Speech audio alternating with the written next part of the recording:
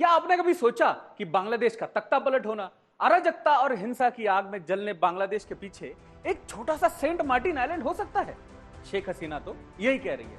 अगर इस आइलैंड के पीछे अमेरिका, चीन, पाकिस्तान, आईएसआई और म्यांमार जैसे देश और संगठनों की इतनी बड़ी रुचि हो तो फिर कुछ तो बात खास है इस आइलैंड में। तो चलिए सबसे पहले इस सेंट मार्टिन आइलैंड के बारे में हम इस ग्राफिक्स के जरिए स्क्रीन पर जान लेते हैं। अब आप देख सकते हैं ये मैप है, इसमें एक बांग्लादेश का सबसे सदर्न पार्ट इस सेंट मार्टिन आइलैंड को बताया जाता है और जिसके बारे में अभी हम जानेंगे। अब स्थानीय लोग इस द्वीप को बंगाली भाषा में नारिकेल जंजीरा कहते हैं। अब हम अगले स्लाइड पे चलते हैं। नारिकेल जंजीरा का अंग्रेजी में मतलब है कोकोनट आइलैंड। फिर यह बांग्लादेश का एकमात्र कोरल आइलैंड है, यानी मूंगा द्वीप है बांग्लादेश का। फिर सेंट मार्टिन द्वीप बंगाल की खाड़ी के उत्तर पूर्वी भाग के एक छोटा सा आइलैंड है। सेंट मार्टिन आइलैंड एक आकार केवल 3 किलोमीटर यानी 3 किलोमीटर स्क्वायर का है। फिर यह आइलैंड बांग्लादेश के सबसे दक्षिणी छोर का निर्माण करता है। अब हजारों साल पहले यह द्वीप टेक्नॉफ प्रायद्वीप का हिस्सा हुआ करता था। फिर उसके बाद हम अगली साइड पे चलेंगे, जिससे दक्षिणी हिस्सा बांग्लादेश का बना, यानी जब ये सब स्लाइड हुआ तो उसके बाद ये बांग्लादेश में आकर ये जुड़ गया। फिर उसके बाद उन्होंने इसका नाम जजीरा रखा था। फिर जब ब्रिटिश शासन आया वहां पे, तो ब्रिटिश शासन के दौरान इस द्वीप का नाम सेंट मार्टिन रखा गया था। वहां के डिप्टी कमिश्नर, चटगांव के तत्कालीन डिप्टी कमिश्नर के नाम पर सेंट मार्टिन का नाम इस द्वीप का, इस आइलैंड का नाम रखा गया था। तो ये थे कुछ मुख्य बेसिक हम कहेंगे जानकारी सेंट मार्टिन द्वीप के बारे में। अब सेंट मार्टिन आइलैंड का पूरा भौगोलिक दृष्टिकोण तो आपने समझ लिया। अब ये जान लीजिए कि आखिर अमेरिका क्यों लंबे समय से इस छोटे से आइलैंड पर नजरें गाड़े बैठा है, क्या करना चाहता है वो इस आइलैंड को लेकर, जबकि अमेरिका के पास भारत भूमि से 6 गुना अधिक भूमि है।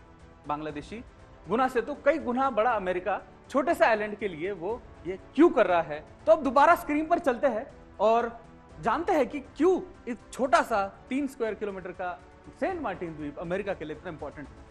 अब अमेरिका की 9 किलोमीटर लंबे और 1.2 किलोमीटर चौड़े द्वीप पर नजर है, ये बात सब जानते हैं। अब हम अगले स्लाइड पे चलते हैं। तो अमेरिका इसलिए इस पे कब्जा चाहता है ताकि वो यहाँ पर एयरबेस बना सके। ये आप जानते हैं कि सेंट मार्टिन का जो लोकेशन है वो इतने प्राइम लोकेशन पर है कि चाइना भी नजदीक है, बांग्लादेश भी नजदीक है, इंडिया भी नजदीक है। तो दुनिया के सभी देशों का इस पर नजर है, लेकिन खास अमेरिका की इस पे सबसे ज्यादा नजर है। अब अमेरिका बंगाल की खाड़ी और हिंद महासागर में अपना प्रभुत्व चाहता है, दबदबा चाहता है, इसलिए वो यहाँ पर एक एयरबेस भी बनाना चाहता है। अब अमेरिका सेंट मार्टिन के जरिए विस्तार को सक्षम बनाने के प्रयास में है।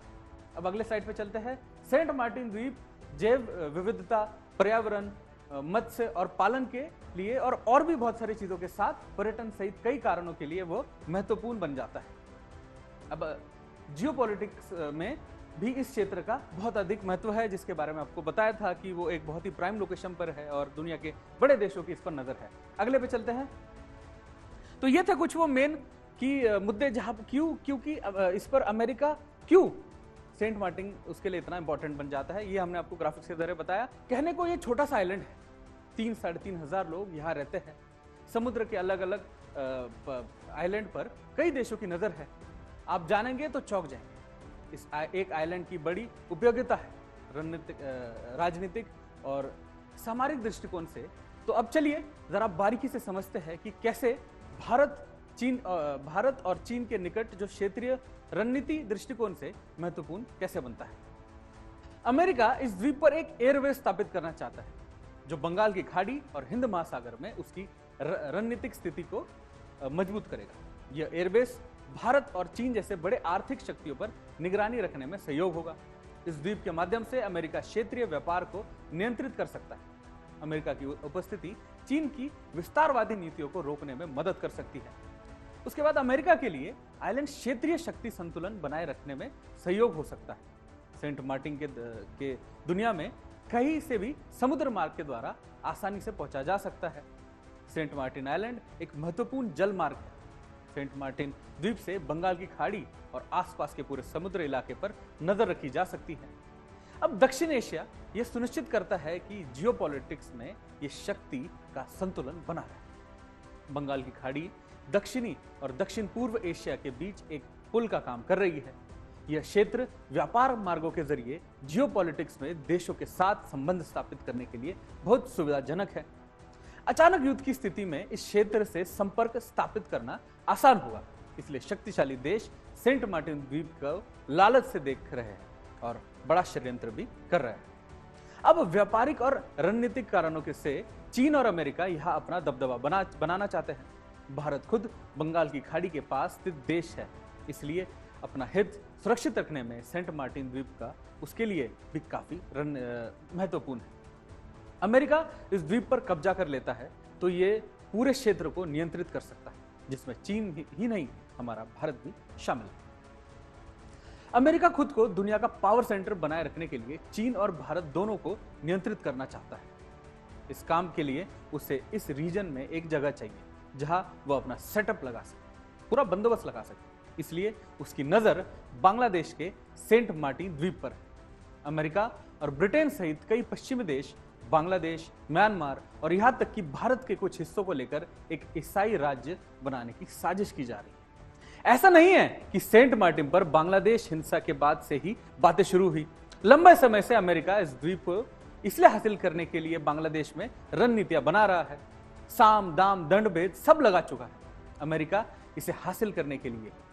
अब तमाम तरह के हथकंडे इस्तेमाल किए गए हैं। लालच दी, डराया, धमकाया, सेटिंग गेटिंग का खेल खेला ताकि समुद्र में उसकी ताकत बढ़ जाए। पूरे साउथ एशिया पर उसका कंट्रोल करने की उसकी सोच धरताल पर उतरे, लेकिन जब बात नहीं बनी तो बांग्लादेश को हिंसा की आग में झोंकने का प्रयास किया गया। शेख हसीना कुछ समय पहले अमेरिका की इस चाल चरित्र को लेकर बयान दिया था। क्या कहा था उन्होंने, आइए सुनते हैं। 2001 বিএনপি ক্ষমতা এসেছিল কিভাবে? তখন তো গ্যাস বিক্রি করার মুচলেখা দিয়েই ক্ষমতা এসেছিল। তাহলে এখন তারা দেশ বিক্রি করবে নাকি সেন্ট মার্টিন দ্বীপ বিক্রি করার মুচলেখা দিয়ে আসতে চায়? আমি তো এটুকু বলতে পারি যে আমি জাতিপিতা বঙ্গবন্ধু শেখ মুজিবের কন্যা। আমার হাত থেকে এই দেশের কোনো সম্পদ কারো কাছে বিক্রি করে আমি ক্ষমতা আসতে চাই না। ওই গ্যাস বিক্রির মুচলেখা দিলে আমিও ক্ষমতায় থাকতে পারতাম।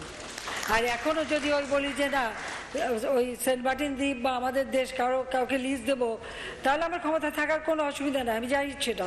কিন্তু আমার দ্বারা সেটা হবে না। আমার দেশের মানুষকে ভাগ্য নিয়ে আমি কাউকে খেলতে দেব না। আমার দেশের মানুষের ভাগ্য নিয়ে ছিনিমিনি খেলার অধিকার কারো নেই।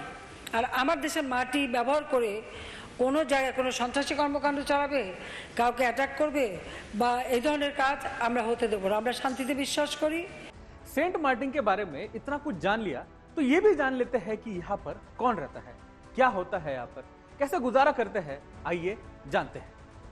अब सेंट मार्टिन यूनियन परिषद इस द्वीप पर प्रशासनिक कामकाज देखता है, जिसमें 9 गांव है। द्वीप में लगभग 3700 लोग रहते हैं, वहां के निवासी है। यहाँ के निवासी मुख्यतः मछली बेचकर जीवन का चलाते हैं। यहाँ की मुख्य फसलें चावल और नारियल है। मछुआरे अपनी पकड़ी गई मछलियां को द्वीप के अस्थायी थोक बाजार में लाती है। हालांकि अन्य खाद्य पदार्थ का आयात बांग्लादेश और म्यांमार से होता है। अब आइलैंड के केंद्र और दक्षिण में मुख्य रूप से खेत और अस्थायी झोपड़ियां हैं। अधिकांश स्थायी संरचनाएं उत्तरी हिस्से में बनी हैं।